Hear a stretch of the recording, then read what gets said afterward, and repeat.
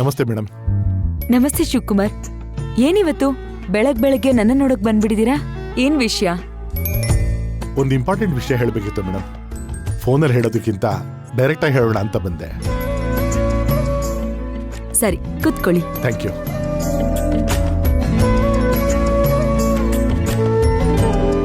ಏನಂತ ವಿಶೇಷ ಶಿವಕುಮಾರ್? ಕಂಪ್ಲೇಂಟ್ ಕೊಟ್ಟಿಷ್ಟು ದಿವಸ ಆದರೂ ರಾವಣ್ ಅರೆಸ್ಟ್ ಆಗಿಲ್ಲ ಅನ್ನೋ ಬೇಜಾರು ನಮಗಿತ್ತು. ಹೌದು ಶಿವಕುಮಾರ್, ಡಿಪಾರ್ಟ್ಮೆಂಟ್ ಅವರು ಸಫಿಷಿಯಂಟ್ ಆಗಿ ಕೆಲಸ ಮಾಡಿಲ್ಲ.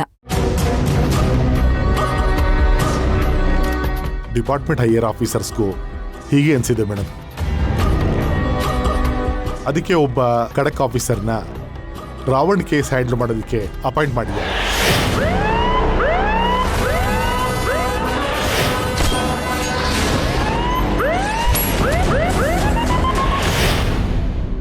$35 encounter ಮಾಡಿದಾರಂತೆ.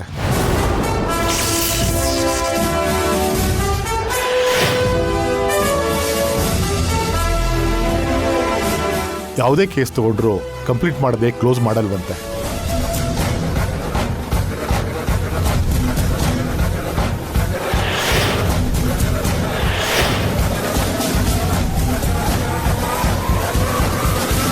No recommendations, no influence.